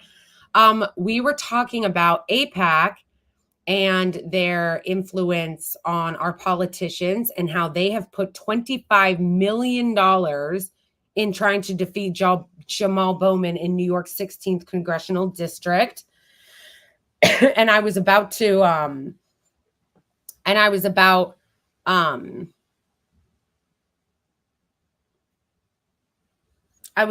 show you guys an interview. I was trying to find the interview of Abby Martin doing propaganda. Abby Phillips. Why do I keep saying no? Abby Martin's wonderful. Abby Phillips doing propaganda on behalf of AIPAC. And basically the reason why I wanted to show you guys that video of Abby Phillips is because it shows you the complicity of our mainstream media, of our corporate media, and how they frame it. And particularly for those of you who are not in the United States, I want you to see just how garbage our media is. Like our media is such trash. And I wanted you to see what liars they are and how they run cover for the Israeli regime and AIPAC, and to show you one of the reasons why so many Americans are so uninformed when it comes to Israel-Palestine is because of our corporate media. One of the reasons why the American people are so uninformed and misinformed about Israel-Palestine is because of our media. Our media carries full water for the Israeli regime and for the Israeli lobby. And this interview with Abby Phillip and Jamal Bowman is a perfect example of that. So let's watch that. I might have to just use the Young Turks clip if I can't find it, but I just want to answer this comment really quick that says, I can see the argument that Bowman's better than the other guy, but it also might be better to have the other guy to show the true face of the Democratic. Yeah, but here's the thing, guys. That's what we thought was going to happen in 2016, and it didn't. All it did was the Democrats moved to the right. Like, that's all it did. Putting a right-wing Democrat in a seat that should be held by a progressive Democrat is not going to help people see, because the media will always run cover for them.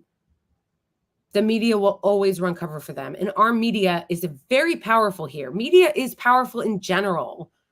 That's why I'm doing what I'm doing. That's part of the reason why I wanted to have a channel and to make content about this, is because I understand to some degree that media is powerful. And AIPAC understands that. That's why they spend so much money on their propaganda. That's why they spend so much money on it, because they understand how powerful it is. All right, so we might just have to watch the Young Turks clip, because I don't know. Dr. Phil, oh my gosh. That's amazing. Did you guys see, really quick, real like side note, did you guys see the Dr. Phil Donald Trump interview? It was so embarrassing. There's something wrong about the mainstream media platforms, but we didn't know how much they are complicit. Yeah, O'Day, it's everything. It's so much. Because and I'll tell you the reason why it matters so much, the media in our country and how they lie and their complicity in the Israeli regime and how it affects American public opinion. Because honestly, a lot of Americans don't read.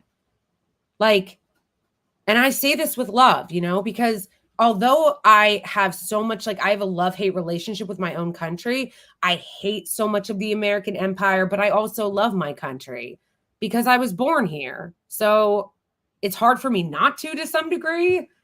But, and I know it's like chic or whatever in leftist circles to always be like, fuck America, we hate America, death to America, whatever. But like, I have a love-hate relationship. I'm furious at my country constantly because our institutions are corrupt. Our government is corrupt. Our Supreme Court is corrupt. Like, the whole thing is a corrupt enterprise.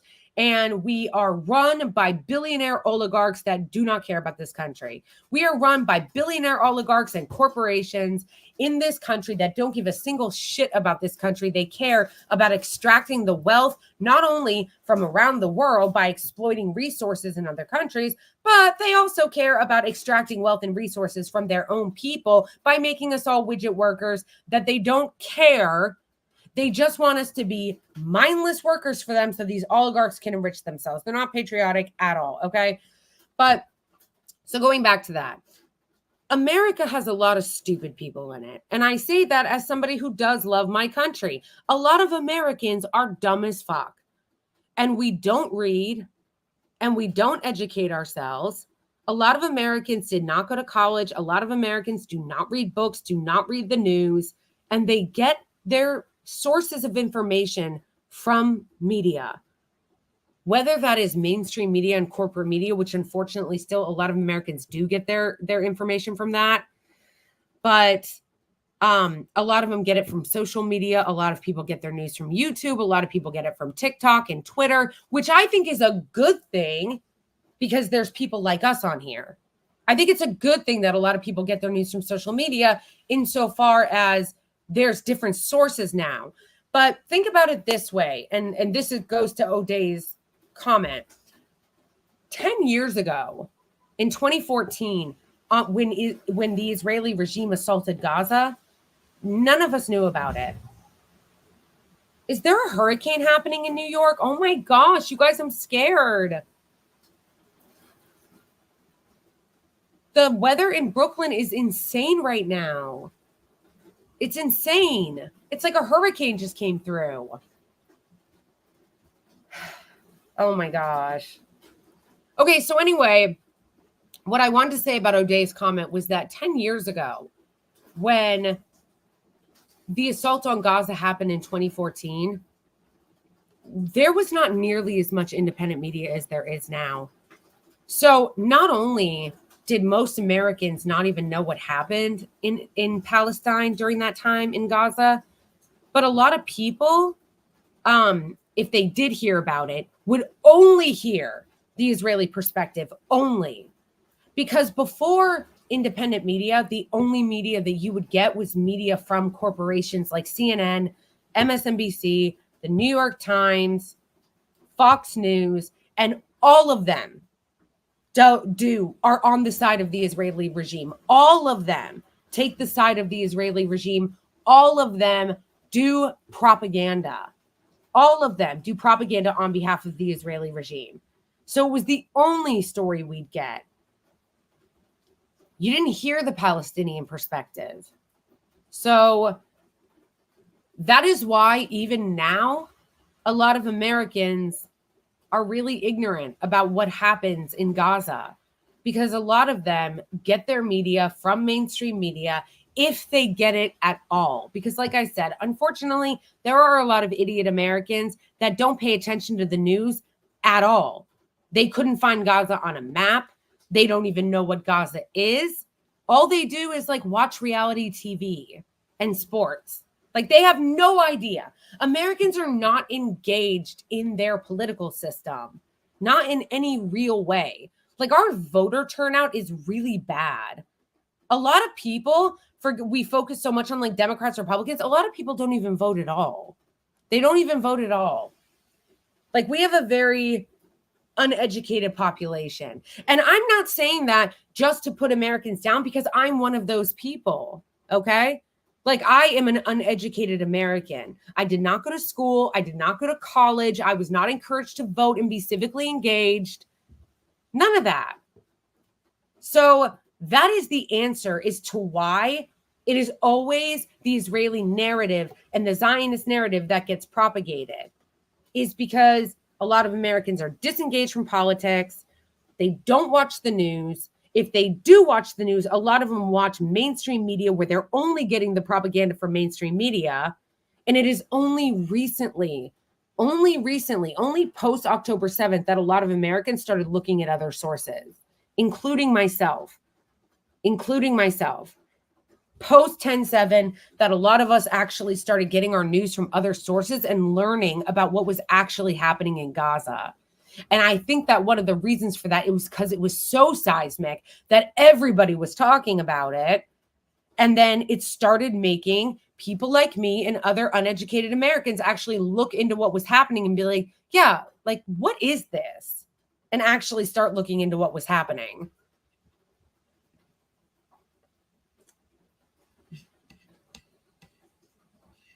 Yeah, it is changing now. Someone said it is changing now. People are waking up. But what I'm trying to explain, and I agree with you, is that one of the reasons why it's changed is because of social media and the nature of how viral the news was around 10/7.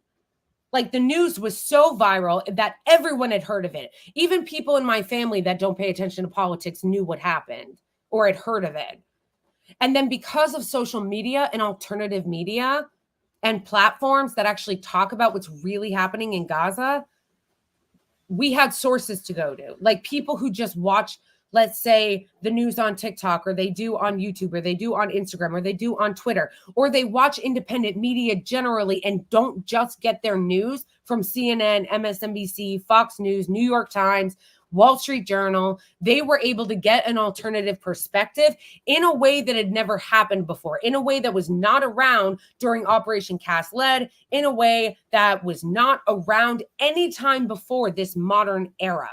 And as a result of that, the Palestinian cause and the Palestinian struggle, the support for it has gone up considerably in America. And again, I always say, I am one of those people. I am one of those people that was ignorant, didn't know what was going on, had a pretty favorable view by default of Israel because it was the only thing I heard. And it was the only perspective we got was by the Israeli regime. And then with everything I've learned, it has completely changed me, completely changed my view, my opinion. And I'm one of many Americans that had that transformation, if that makes sense.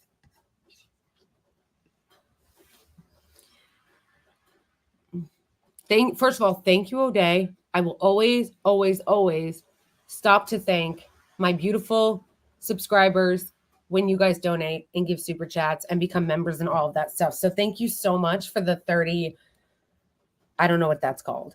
That if you had said to me 1 year ago that there would be Americans chanting Free Palestine, I would have said that you're batshit crazy. I guess the world is changing. It is true. It is true. Because again, you're looking at one, O'Day. You're looking at one right now. Like, I am one of those Americans that a year ago had no idea what was happening, super ignorant about it, and had a pretty favorable default view of the Israeli regime because of what I had seen in the media. But it's totally opposite now. I am totally opposite. And I am one of many Americans that has marched in the streets screaming Free Palestine since all of this happened. So things are changing. Oh, are they shekels?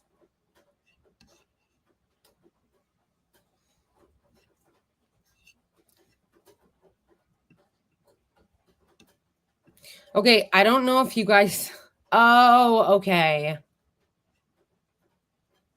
I didn't know they had their own currency.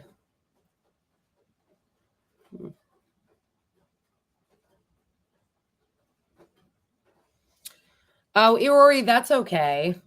I don't know. If you can become a member at my Ko-Fi, I would love for you to become a member at my Ko-Fi. But it's awesome to hear that I have somebody in my community that's from Japan. That's amazing.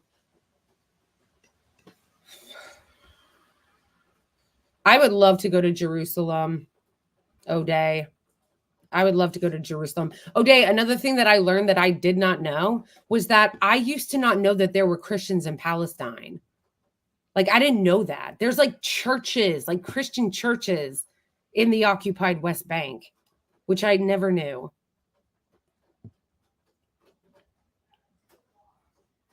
Some of the reasons 9/11 happened was because of Palestine. Yeah, exactly. Do you guys remember when people started talking about the Osama bin Laden letter after this happened, and TikTok not only freaked out and took all the videos down, but The Guardian, which I think was the first publication to publish the letter back in 2004 and had it up for the last 20 years, took it down. Which to me was so insane. Like, we either live in a free country or we don't. What happened to the free press? What happened to the free press? Like, whether you agree or not, or whether you hate him or whether you hate what he said, then, but you can't take that down. That's literally impeding on our First Amendment. In the United States, we have a First Amendment, freedom of speech, freedom of the press, and the freedom to petition our government. And to have taken that article down was insane. Like, total attack on the First Amendment.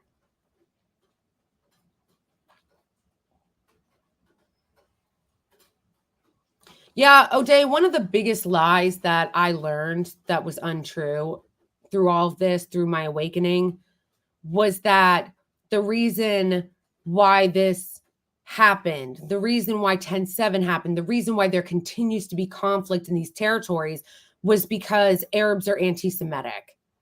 Like, that was the claim. And it's such a lie. It's a lie that I honestly am like embarrassed now that I believed, but that's what I thought. Because that's what I heard over and over again, that they did it because they're anti-Semitic. And there's actually a line in one of the Israeli propaganda manuals that Frank Luntz actually wrote, who is a pollster here in the United States and has worked on many presidential campaigns.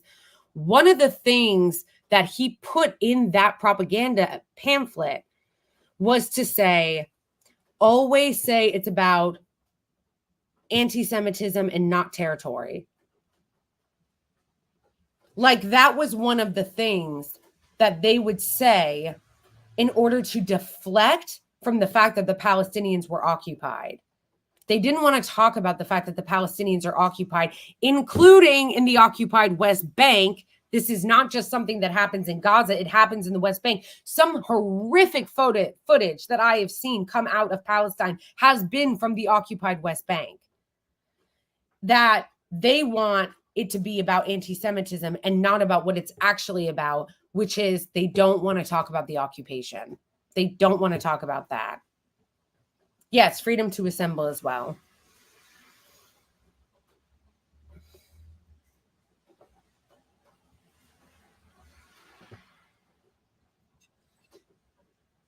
All right. I want to show you guys this clip because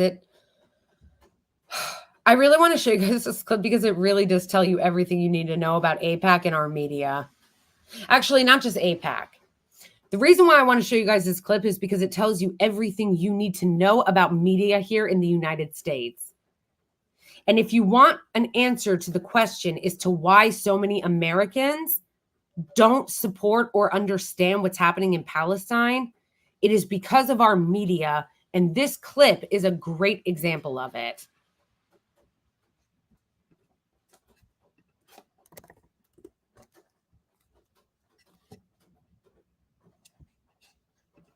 Public Affairs Committee, their job is to eliminate any. AIPAC, unfortunately, has shown itself to be a racist organization, True. an organization that's supporting the genocide in Gaza right now. Whoa, those are strong comments by Representative Jamal Bowman against one of the strongest lobbies in the country, AIPAC. That's the American Israel Public Affairs Committee. Their job is to eliminate any U.S. politician who doesn't do exactly what Israel says. And in fact, it has to be the right-wing Israeli government that they all bow their heads to. I'm going to show you how they eliminate politicians in a second. But in fact, even the CNN host here, Abby Phillip, who later will be terrible in this interview, does in the beginning accurately lay out what they're about to do to Bowman. I want to ask you about your re-election bid, where this issue is a huge one. Okay. You are being targeted by AIPAC, a pro-Israel group, but they've said that they were going to spend millions in your district. Well, that's right. They're going to spend millions to try to eliminate it. Why? Because they're in favor of Jewish Americans, etc. No, they've actually attacked Jewish Americans like Andy Levin. They spent $4 million against him. He's from a legendary Jewish family. He's a Zionist. He believes in Israel completely. He led his local synagogue. This isn't about anything related to religion. It's about a foreign. Oh, I forgot about that, actually. I'm glad we're watching the Cenk one because he mentioned that. Yeah, they claim to be about the protection of, like, not just Israel, but Jewish people. They literally primaried a Jewish congressman and ran him out of Congress. Please. Also, I like how our country is so corrupt, our politics are so corrupt, that she just casually says they're spending $25 million in his race as though that's normal. Like, you know what I mean? Like, as if it's normal. Like, oh, you know, AIPAC is spending $25 million in your district. How is that a thing? How is that normal? That should be illegal. It should be criticized. But our media is just like, la, la, la, la, la. Government. This PAC says you must support Israel no matter what they do. Otherwise, we'll spend millions of dollars against you and we'll eliminate you from American. Also, as an American, I find it deeply offensive that they're telling me who I have to support, that I've got to support this rogue genocidal regime. That's pretty offensive. You don't get to tell me as an American who I should support and that I have to support a foreign government.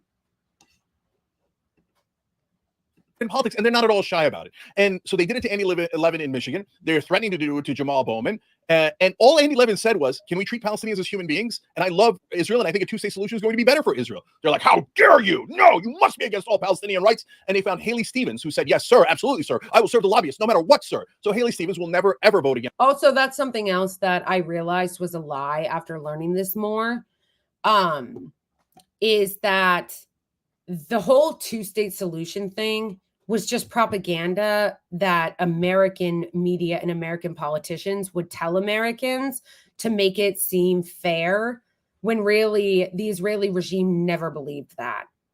Never believed that. They always wanted greater Israel, and Netanyahu has said so in public multiple times, and so has all of his cabinet members. So that was always a lie. Against Israel, no matter what they do. And well, because I that is what they're haven't looking seen the for. Trump Logan Paul interview, but you know what Trump interview I did want to watch was the interview where with Trump and Dr. Phil, and Trump says that he doesn't want to look into Jeffrey Epstein. Like, I found that to be amazing. I found that to be amazing because the right wing loves to do conspiracy theories about Jeffrey Epstein, but then Trump tells Dr. Phil, yeah, I don't know if I want to release the Epstein files, you know? And they don't say anything. It's amazing. Honestly, the right wing is so tiresome. Like, their hypocrisy is tiresome. Yeah, the whole thing about a two-state solution, I only realized recently in the last few months was like basically just like PR to tell Americans that like they never actually thought that. That's the point of these legalized bribes. So now that's two people already, Levin and Bowman, that they spent millions, I guess. In New York, And he's correct to call them legalized bribes because they are. Like, that's how corrupt our country is. We let our politicians get bribed and we call it legal speech. But it should be illegal because it actually is, in fact, criminal. Actually. knew was a progressive, a group called New York Progressive, all of a sudden spent $400,000 against her to try to help Dan Goldman get elected. It turned out afterwards, of course, they were neither from New York or progressive. AIPAC bragged, ha, tricked you guys, that was us. Now they're doing it again, but this time in Oregon. In fact, they're from New York or progressive. Dan Goldman against all Palestinian rights, and they found Haley Stevens, who said, yes, sir, absolutely, sir. I will serve the lobbyists no matter what, sir. So Haley Stevens will never, ever vote against Israel, no matter what they do. And because that is what they're looking for. That's the point of these legalized bribes. Listen to this. So now part. that's two people already, Levin and Bowman, that they spent millions, I guess. In New York, New was a progressive, a group called New York Progressive, all of a sudden spent $400,000 against her to try to help Dan Goldman get elected. It turned out afterwards, of course, they were neither from New York or progressive.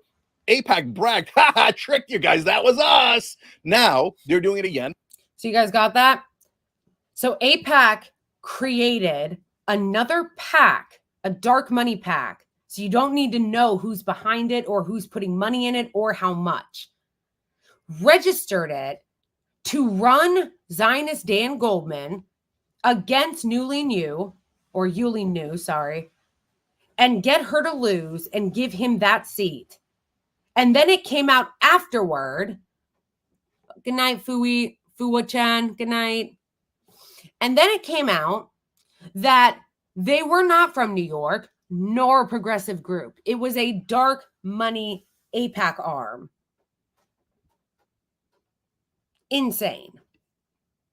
But this time in Oregon. In fact, they already did it. There was two primaries where there were very clear favorites. The problem was they thought Palestinians were human beings and they shouldn't be slaughtered. And AIPAC's like, how dare you? But now they know that if it's AIPAC spending the money in places that are near Portland, that is not a popular position at all. So what they do? They found a PAC called 314 Action Fund. And they are supposed to be a pro-science PAC. The progressive candidate in one of these races was Shushila Jayapal. She's the sister of the Progressive Caucus chair, Pramila Jayapal. And so they spent $2.2 million against her. Why? Because she's against science? No, she loves science. Well, that's actually more money than that PAC spent in the last election combined on all candidates across the country. Well, Intercept broke a story from two Democratic congresspeople saying, no, it's AIPAC donors that are funneling their money through a so-called science PAC. After the election was over, they revealed who their donors were. And of course, it was massively pro-Israel donors that See, they did it again. So this is how this slimy ass game is played. AIPAC knew that they wouldn't be able to win in certain areas of Oregon because their genocide is unpopular. So instead of using their own official AIPAC to funnel this money, they took money and funneled it through a new PAC that they didn't disclose their donors from until after the election, called a science PAC. Like, it's amazing how corrupt all of this is. They're not winning on the merits, they're buying it. That's the thing. Normally give to AIPAC, but funnel their money through the science fund, including Michael Bloomberg, former mayor of New York, and including a guy who partly owns an Israeli cybersecurity company. He makes money from the bombs that we drop on Israel and on Gaza through Israel. Anytime Israel is taking military action, that guy's making money. So he both wants to, I guess, protect Israel in his own mind or in the right wing of Israel. But on top of that, he makes money when Israel goes to war against Gaza. So we have guys who own foreign companies pouring in millions of dollars to simply buy seats in America. This is all out in the open, but they weren't done yet. In that same Jayapal race, another group came out, Voters for a Responsive Government, and they spent I love how they name them these like Orwellian names. Voters for a Responsible Government. It reminds me of like what the right wing does, where like the right wing will always have these like psychotic PACs, but they always name it something patriotic. It'll be like Americans for Prosperity and Freedom, American Bald Eagle PAC. Like, it's always something like that. But like, they name it these things, and then they're funneling money through these PACs to basically, essentially, because this is legalize bribery. As David pointed out, thanks in part to Citizens United, the Supreme Court decision that made it legal. But they're then funneling this money to buy seats. That is what this is. This is buying seats. Because if we really operated on a one person, one vote and actually had decent campaign finance laws, all of this would be illegal. All of this would be illegal. But they're able to bring Israeli cybersecurity professionals in to pour millions and millions of dollars into these dark money packs that they name Citizens for Responsible Government that aren't even American to spend money in our elections to buy our seats. Insane. Insane. Yeah, and then they call it fucking democracy, Lamau. 0.25 million against Jayapal. Guys, you have to understand in the context of Congress, $5.5 million in one congressional race is an astounding amount of money. So I wondered, hey, are they for a responsive government? Have they done things in favor of responsive government before? No, they just opened up shop. They opened up shop one day after the reporting deadline, so they wouldn't have to say who their donors were. And lo and behold, you're going to be shocked to find out that their donors, after the election was over, we found out we're pro-Israel donors. Of course, this is how. Of course. Thank you, Abed. I'm okay. Actually, the rain has subsided a little bit, which makes me feel better because I'm afraid of, I hate thunder and lightning. It scares me. But what you heard when you heard the ambulance, it's just because it was the wambulance. It was the wambulance because, the Zionists are crying.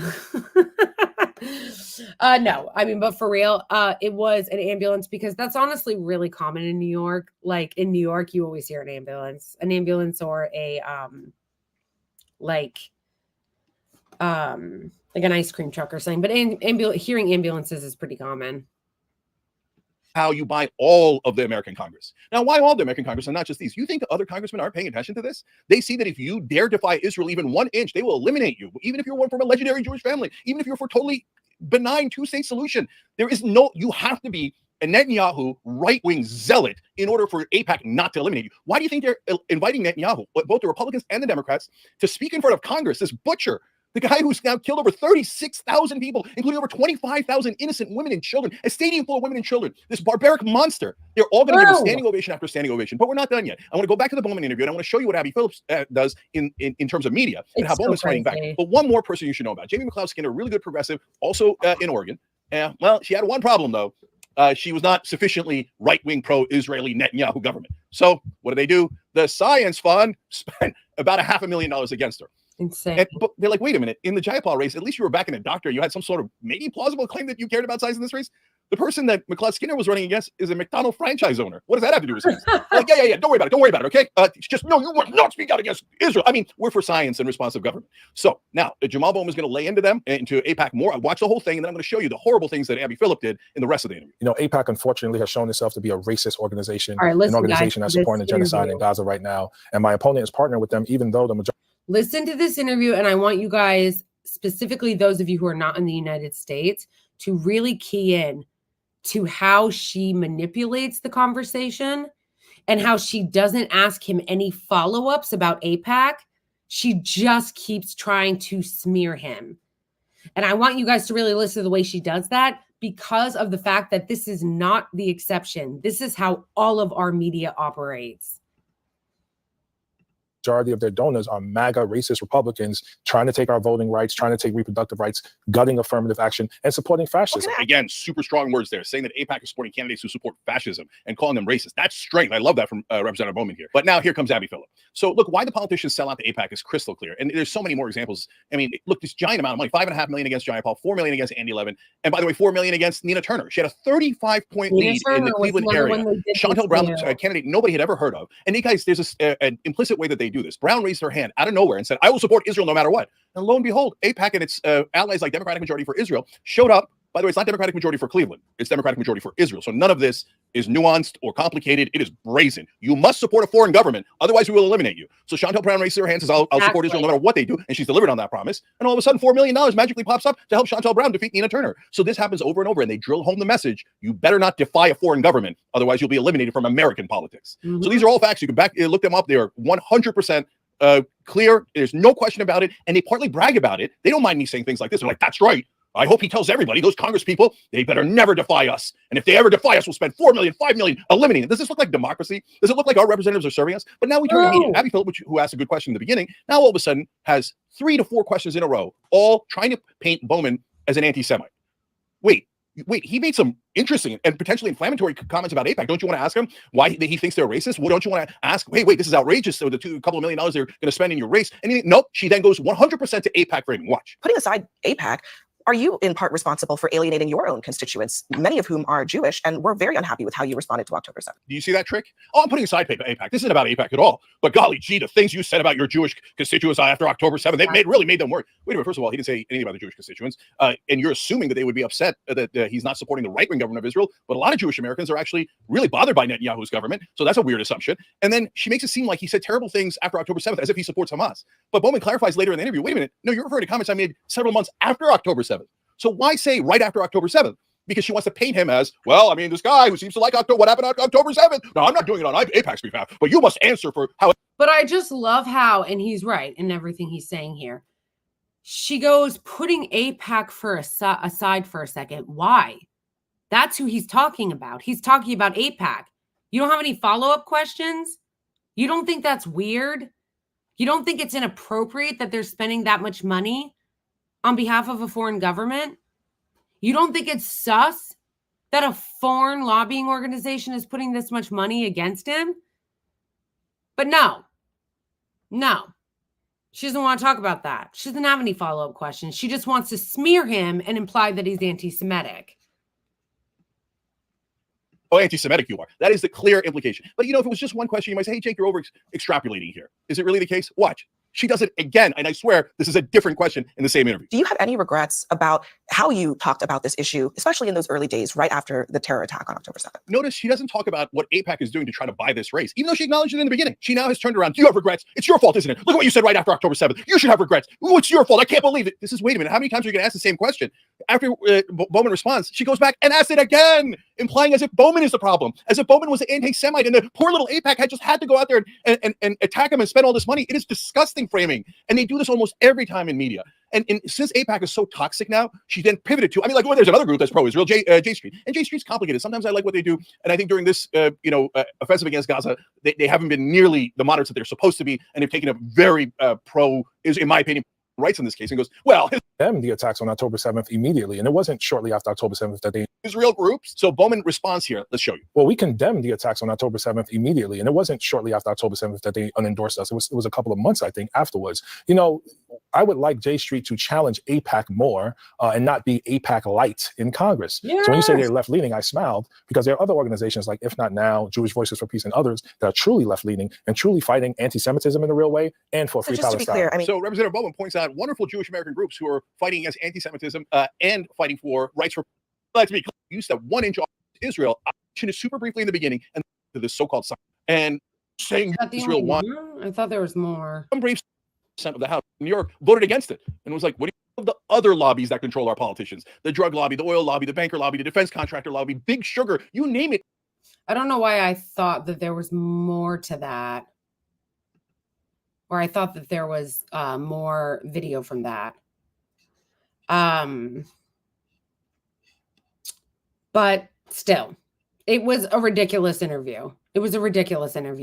Yeah, but I know AIPAC is spending a ton of money, but hashtag what about October 7th? Hashtag but Hamas. Hashtag yeah, but aren't you anti-Semitic? It's the framing is so ridiculous.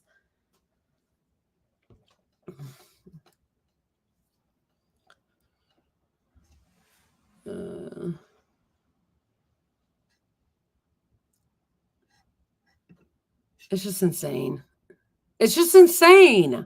And that's all of our media. They all operate that way.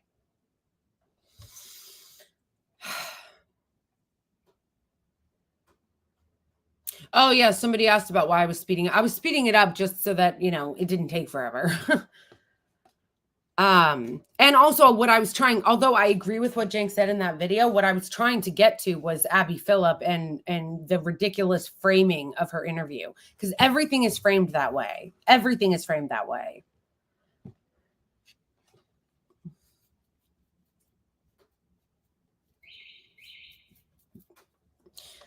You wrote, the problem is there's more spin doctors than journalists. They should start boycotting. Yeah, they should. And people should support independent media that tells the truth.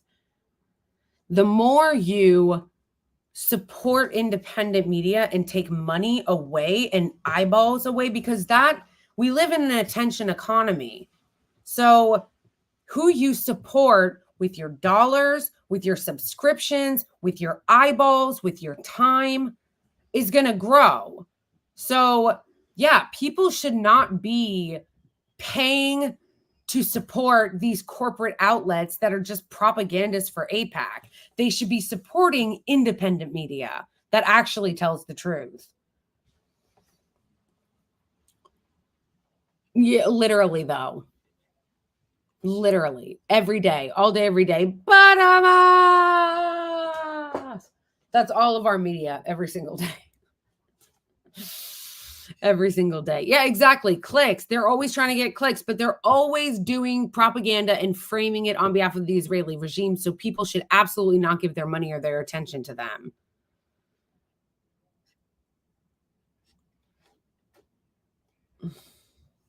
And honestly, it's happening. More people do support, more and more people are supporting independent media. That's why the cables of the world and the corporate media, mainstream media outlets are having a really hard time. They're having a hard time because more and more people are supporting independent media.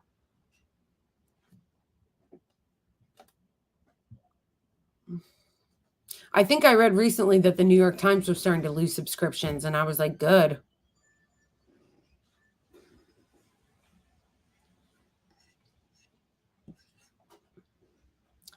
So, all right. So I'm going to wrap this up.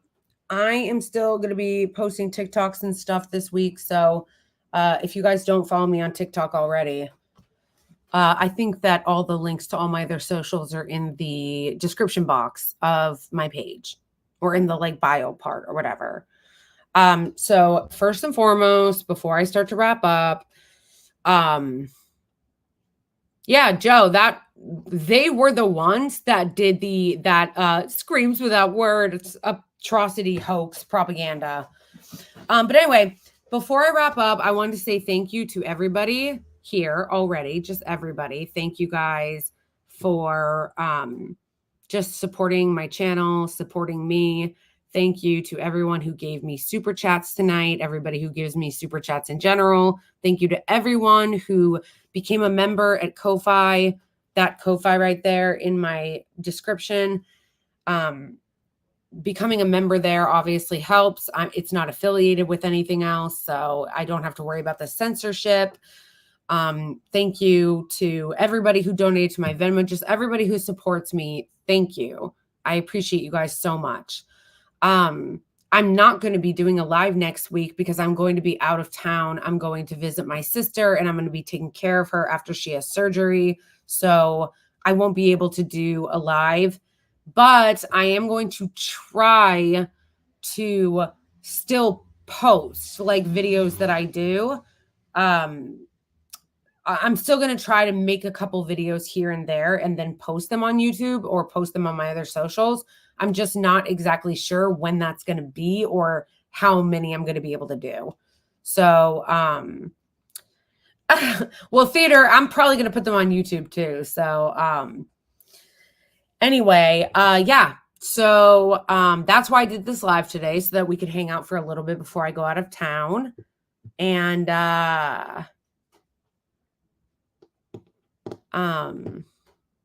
Aylin said, Blakely, do you want to be an independent media? I mean, I kind of am, you know, I kind of am an independent media.